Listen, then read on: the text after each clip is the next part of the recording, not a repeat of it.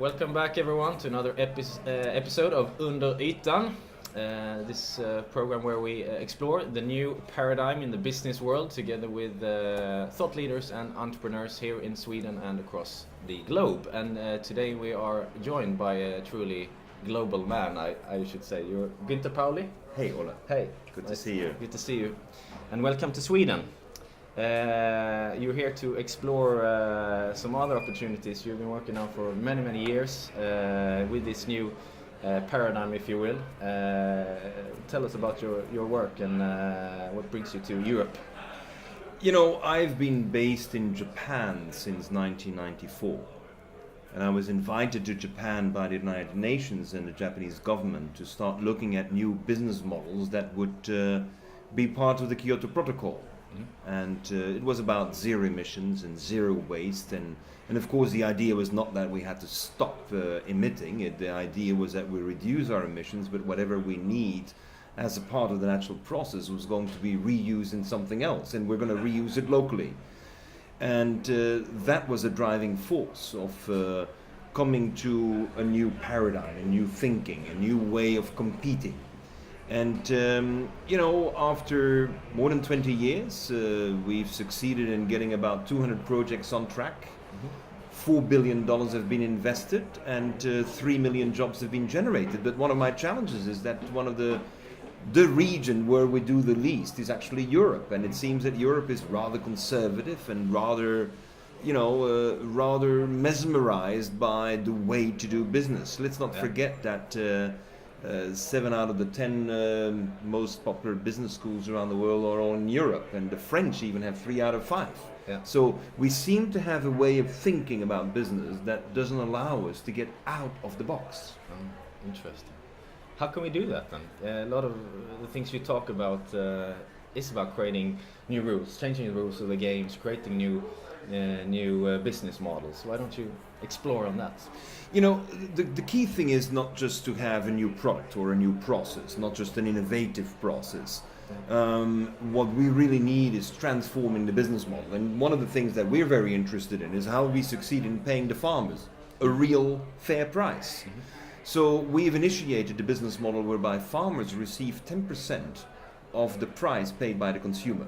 It's like a royalty. I mean, it's like if the farmer gives you the milk, which is the basis for your ice cream, why do you want to press the price for milk down to the absolute bottom of 62 cents and then part subsidized by the European Union? I think that is, you know, a model that is going to drive the farmers out of business and makes the middlemen rich. So what we think is that we have to change this. Now, of course, you can't change it overnight. So we work with pockets, like in the Basque country, where we start with goat farmers who can actually produce ice cream and supply the ice cream. And the farmer goes from €1 per liter of goat's milk to €7. But there's no one losing any money, not the consumer. It's the middleman that's squeezed out, and it's actually the opportunity to give value to the great product that the farmer makes. Now, I can only tell you, a farmer gets in Spain €7 for a liter. You know, he will kiss every goat to bed because he has never seen that kind of money before. But now we have people wanting to be goat farmers. Now for €7 they can feed them sustainably. They will take care of the animal, and they are not going to cut the corners by having, you know, some super drug and some super feed that will give them super milk. And I think this is part of the game that we're in. Can we modify the way money circulates and money is earned in the economy? I mean, another example of Europe is the policy of the European Union for farmers not to farm. I mean, it's quite amazing. We pay millions of farmers around Europe not to farm. And what do you get when your land is not used for 20, 30 years? You get fields of thistles. So we started in Sardinia under the company Novamont. We started to think, how can we reconvert the old petrochemical facility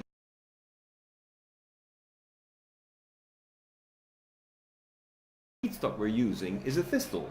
Now, a thistle is considered a weed, but out of that weed, to today 6 products can be generated. You can make plastics, you can make lubricants, you can make herbicides, you can make elastomers. The waste is feed for the animals, and the flour has an enzyme which we can use to make the cheese. So we look at opportunities to turn something that we thought was nothing into a lot. And that again generates a new income for the land. Yeah. It reuses old capital investments, what we call stranded assets, and we turn that into cash generating assets. And our focus is not to cut the costs to the bottom so we can compete globally. Our goal is to generate so much more value that we can respond to all the basic needs in the local economy. Makes sense. And then there's you wrote a book, you mentioned a couple of your projects, and with 4 billion invested and millions of jobs created in this last book. One of those innovations is another book we have here with your fables that's actually printed on stone paper. Yeah, China invented paper 2,000 years ago. Yeah. And the Chinese started thinking about how can he generate a new business for his machinery. And he was in the machinery bags making business, so the machinery to make paper bags. Yeah. He realized that there is a lot of cost in the raw material. Yeah.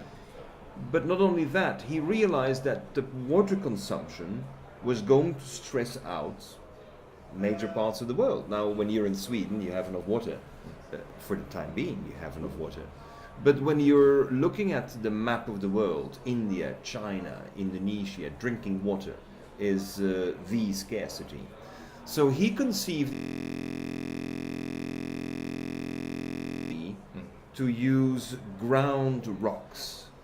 And of course, people say, but why would you ever grind up the rocks? No. They're already ground. Because the mining industry, in order to get to the ore, the gold and the silver and the platinum and the rare earths and the copper and the zinc and the cobalt, you need to crush the rocks. And so the crushed rocks are finely crushed, blended with the polymer, which is a recycled plastic. And then you make a paper. And we produce these first books, which are the stone paper books, the first ones ever in Africa. But China has already decided to go for it. China is going to go to 1 million tons of stone paper a year. But why is the Chinese government so interested in this? Well, you don't use water. You don't have to plant trees anymore. And it can be recycled forever. Now we're completely changing again the business model, because we know that we should be recycling paper, but we know that you can only recycle 3, 4, maximum 5 times, and the fibers have gotten too short. Now stone paper can be recycled forever. So it allows us to change the business model from the balance sheet and the P&L point of view, and that is something where we really know that if we want to drive the project saving water and saving energy. These books in China, when they're all dirty and factory and turned back into paper, and therefore the next book will be sold at half the price.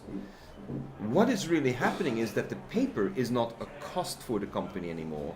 The paper turns into an asset on the balance sheet. Now, if you take paper out of the equation, then you're making much more profit. You're building up your asset base. Now, one of the big problems that businesses have today is they're over-leveraged, too much debt. Everyone is forced to, by the banks in particular, is forced to take on much more assets. But how? Well, this is how we impact.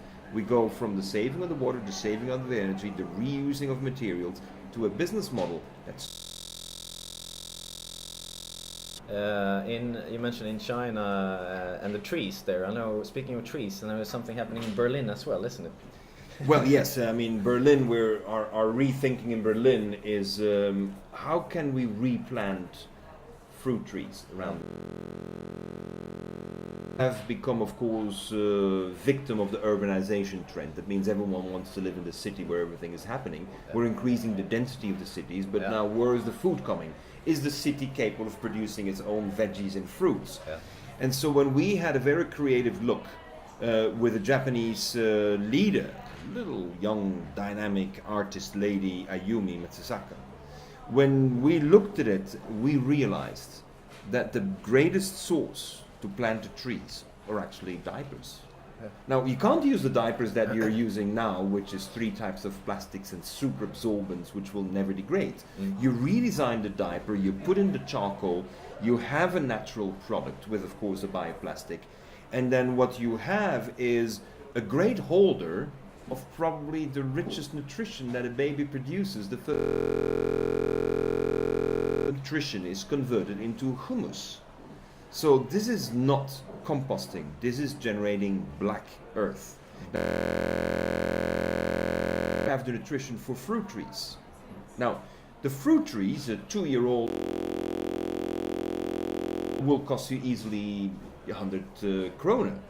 Now you can sell it at half of the price, and you have for every baby, every year, 1,000 fruit trees. That means 2,000 fruit trees over 2 years is what every baby. Now there are 100,000 babies in Berlin. Now 100,000 babies multiplied by 2,000 trees is millions of trees just with one baby. And of course, if you start looking at that for a city, you're talking about billions of trees. And so what we have now worked on is that we can generate a new forest, a fruit tree forest around the city that will be supplying the food for the babies for generations to come. And I think what we need is to go beyond the simple resource efficiency and energy efficiency and the circulating of nutrition materials and cascading of energy. We need to create a new economy that is so productive that actually in one generation there will be an abundance of fruits that will make any type of global import of apples from Latin America, from Chile, a madness, because you have so much yourself. And what was the driving force behind it? The babies, the pee, the poo, and the diaper. It's good. We both have small kids, so we know we like the idea of making them I love the idea. self-sustainable. Yes, yes. Fantastic. We have to talk about coffee as well. In Sweden, we are one of the biggest coffee drinkers in the world. And supposedly the coffee waste is certainly not waste. Sweden not only is a coffee drinking nation, Sweden has good coffee and has traditional companies. Yeah. So one of the powers of Sweden is that it has a great taste for great quality. Become a sophisticated business. It's typically a family business as well. And so what we have called people's attention to is that when you finally drink your cup of coffee and you get that wonderful smell, it's only 0.2% of the coffee bean that ends up being ingested. Yeah. The rest is waste. So that means that for every cup of coffee, you have 500 times more material that is not used. Now, if you don't use it and you leave it where it is, it generates methane gas. That's not good for the environment. So we started 20 years ago farming mushrooms.